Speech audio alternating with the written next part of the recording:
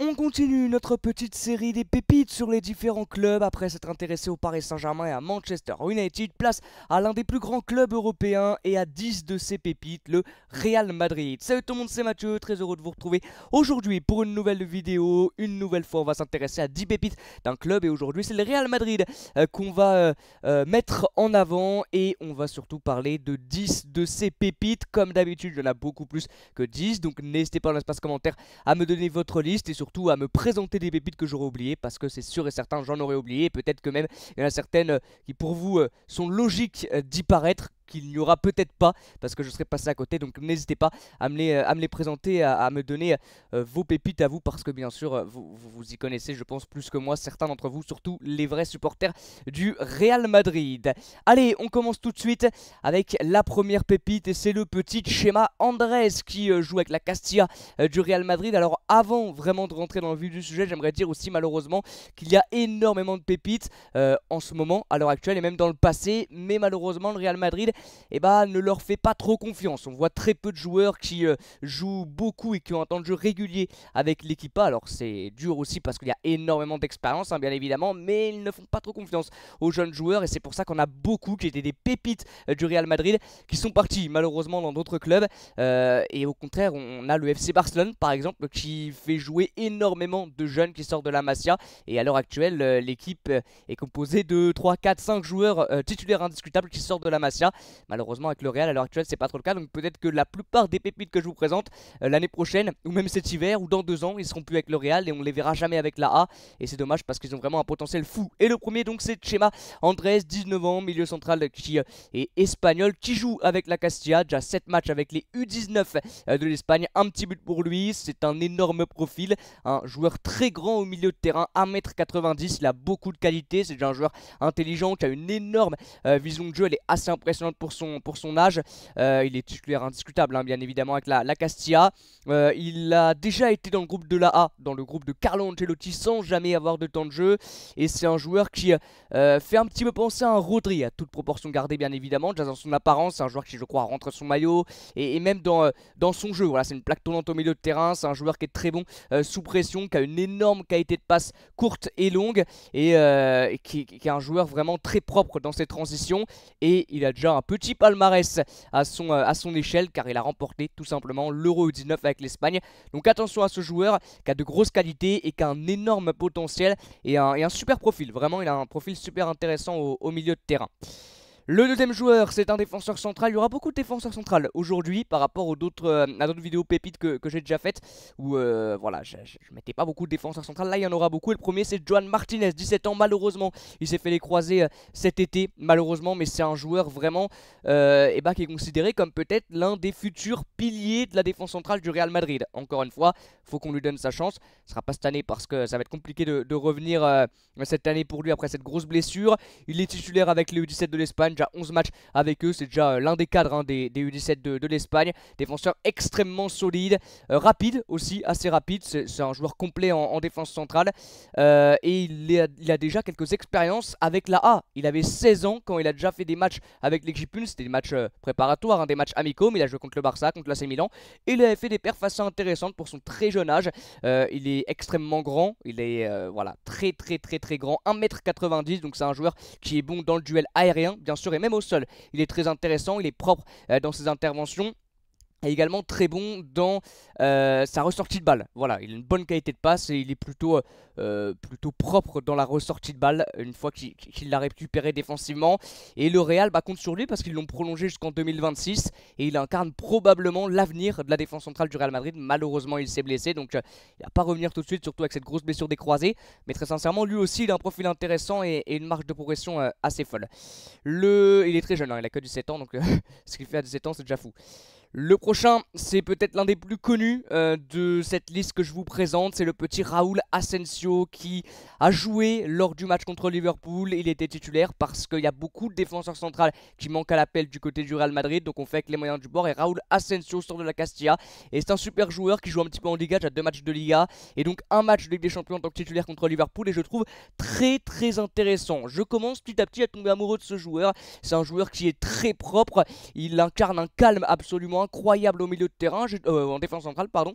Je trouvais qu'il a fait plutôt un bon match contre Liverpool. Alors certes, il a failli mettre un but contre son camp dès le début de la rencontre, mais il a réussi à se rattraper, même si ça aurait pas été une erreur, hein. C'était voilà, pas de chance on va dire.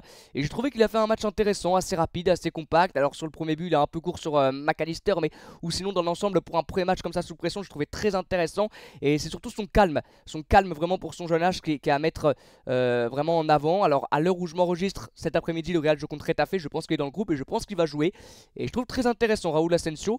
Alors il joue parce que j'ai envie de dire il n'y a pas de choix, parce qu'il y a tellement de blessés en défense centrale qu'il n'y a pas de choix. Mais je pense qu'il marque des points aux yeux de Carlo Ancelotti parce que c'est un joueur extrêmement intéressant. Et j'aime beaucoup ce qu'il propose depuis quelques temps et depuis qu'il a du temps de jeu avec Lara, réellement. Et il y a déjà beaucoup de supporters du Real Madrid qui sont tombés aussi un petit peu amoureux de ce joueur parce qu'il montre de très très bonnes choses en défense. Vraiment, il est solide et en plus, voilà, il est calme, il est propre dans ses relances et il fait pour le moment peu d'erreurs. Après, il n'a pas encore joué 180 matchs avec le Real, mais pour le moment, ses débuts sont plutôt prometteurs.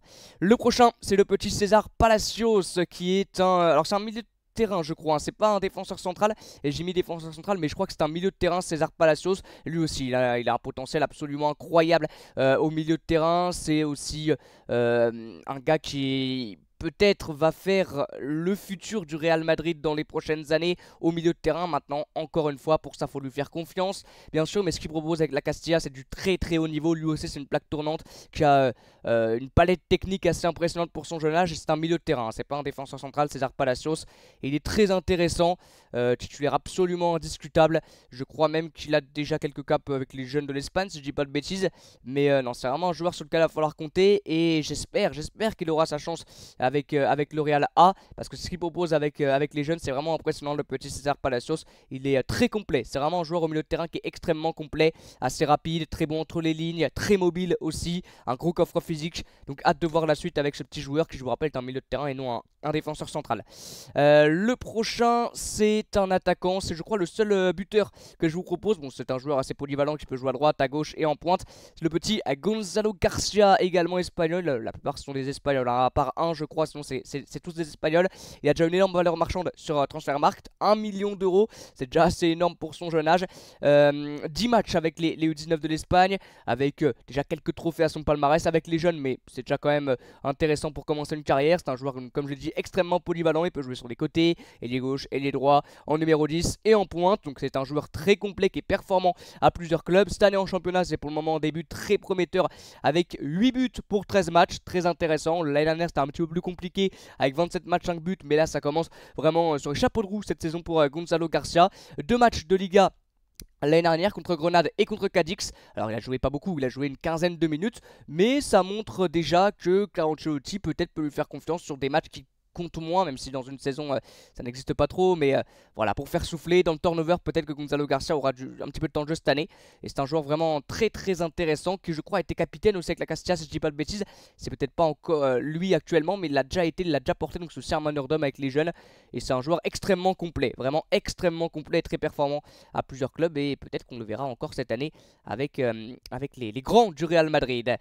Manuel Angel désormais, un autre milieu de terrain, le petit Manuel Angel, considéré comme le nouveau Modric. Alors ça encore c'est des termes qui sont donnés sur plusieurs joueurs, hein. C'est malheureusement pas souvent le cas, en tout cas je lui souhaite qu'il ait la carrière de Modric, mais bon ça m'étonnerait. Maintenant c'est un joueur qui est extrêmement talentueux, qui fait des choses incroyables avec la Castilla. Il a une énorme qualité de passe, il est propre, vraiment très très propre. Il y a très peu de déchets en son jeu, que ce soit dans ses prises de balles, dans ses contrôles, dans ses passes longues ou courtes.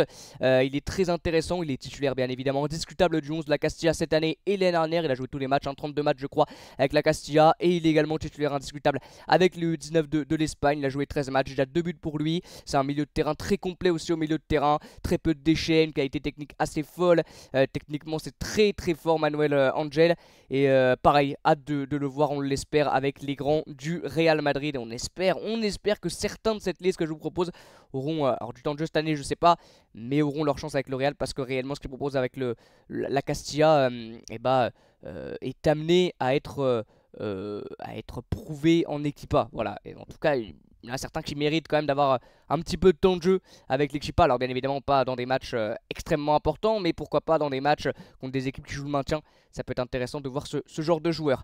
Allez, on continue avec un nouveau défenseur central, Diego Aguado, 17 ans. Lui aussi, il a un potentiel de fou furieux et lui aussi, il commence sa carrière sur les chapeaux de roue. Il est titulaire indiscutable avec la Castilla. Il a déjà 2 matchs avec les U19 de l'Espagne, donc pareil, des exploits de précocité pour ce jeune Diego Aguado. Il est polyvalent parce qu'avec l'Espagne, je crois qu'il joue à latéral gauche et il a déjà été appelé dans le groupe de Carlo Ancelotti. Alors sans jouer, mais déjà même de faire partie du groupe, c'est déjà assez énorme. Alors il a beaucoup de qualité, il a une maîtrise impressionnante du ballon pour un défenseur central. Pareil, il fait preuve d'un calme, d'une sérénité assez folle. Il est solide, c'est mieux pour un défenseur. Il est assez rapide, il a une grosse qualité, une grosse capacité d'anticiper. Voilà, c'est surtout ça et c'est assez impressionnant pour son jeune âge. Et pareil, il a une marge de progression folle, il a que 17 ans, donc on va pas brûler les étapes bien évidemment. Et pareil, Diego Aguado, joueur à surveiller. Après peut-être que malheureusement c'est des joueurs qui ne vont pas réussir à exploser au Real parce qu'on ne leur fera pas confiance et qu'il faut quand même qu'ils arrivent à lancer leur saison dans une équipe 1 on va dire. Et peut-être qu'ils vont exploser ailleurs, en tout cas on leur souhaite. Le prochain c'est un gardien, je crois que c'est le premier gardien dans les vidéos pépites que je vous présente. C'est Fran González, 19 ans. Alors Fran González il a un profil phénoménal, déjà il fait 2 mètres, donc déjà pour un gardien c'est plutôt pas mal. Alors parfois c'est un peu voilà, c'est pas non plus exceptionnel de faire 18 mètres, on le voit avec Donnarumma, parfois dans ses sorties aériennes ça le gêne plus qu'autre chose. Mais bon, lui c'est un super gardien, Fran González, 6 matchs avec le 19 de l'Espagne et tout simplement comparé à Gianluigi Buffon par Carlo Ancelotti. Je pense qu'il n'y a pas meilleure comparaison pour un gardien, d'être comparé à l'un des meilleurs gardiens du monde du football. Gianluigi Buffon, je pense réellement qu'il n'y a pas meilleure comparaison. Et Fran González a été comparé à Buffon par Carlo Ancelotti. Donc c'est vraiment, voilà, c'est vraiment pas rien, bien sûr, et ça montre que c'est un gardien absolument incroyable, qui est je crois 3ème dans la hiérarchie. Après Courtois, après Lunin, il y a Fran González. Peut-être que si Lunin venait à partir, Fran González serait numéro 2 dans la hiérarchie derrière Courtois. Il pourrait avoir un petit peu de temps de jeu peut-être dans le futur avec le Real Madrid A, peut-être en coupe. Et c'est un joueur qui alors était dans le groupe contre Liverpool en tant que numéro 3 bien évidemment, mais il était quand même du déplacement à Anfield. Et alors il est très complet, pas de problème là-dessus, très bon sur sa ligne, très bon dans ses sorties. Par contre, il est un peu fébrile au pied. Voilà, ça c'est sa seule...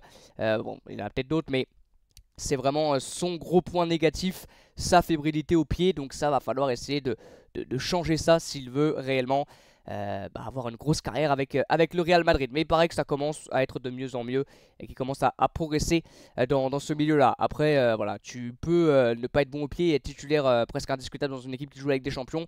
Bien évidemment, on le voit avec Donnarumma. Allez, le prochain, c'est un nouvel attaquant, un nouveau joueur offensif. C'est un ailier, c'est Daniel Yanez qui a 17 ans, qui a déjà 3 matchs avec le 18 de l'Espagne. Quasiment tous les joueurs que je vous ai présentés jouent avec les jeunes de l'Espagne. C'est donc un ailier, mais un joueur assez polyvalent, qui a 5 matchs de Youth League cette année, déjà 4 buts. Raoul, donc le coach de la Castilla, a parlé de lui comme l'un des futurs de l'équipe A. Encore une fois, pour ça, il faudra lui donner sa chance. Il est encore très jeune, donc il a une marge de progression folle. 17 ans, tu es titulaire déjà avec une équipe B comme le Real. Enfin, avec les jeunes du Real, c'est voilà, que tu as vraiment du talent. Donc, faut pas brûler les étapes. Et c'est un joueur extrêmement rapide, percutant, un vrai joueur de déséquilibre qui va réussir à te faire la différence sur son côté. Et qui est un joueur assez complet parce qu'il arrive aussi à finir les actions. Il est décisif, on le voit, 4 buts en 5 matchs en Youth League. Donc pareil, on a envie de voir ce que ça va donner pour ce petit Daniel Yanez. Et le dernier joueur que je vous présente, j'en avais d'autres bien évidemment, mais j'ai décidé alors de mettre un joueur que j'ai déjà parlé dans ma vidéo Maroc, mais je devais absolument le mettre en avant. C'est le petit Youssef Enriquez, j'en ai déjà parlé lors de ma vidéo marocaine, lors des 10 pépites marocaines bien évidemment que je l'avais mis en avant.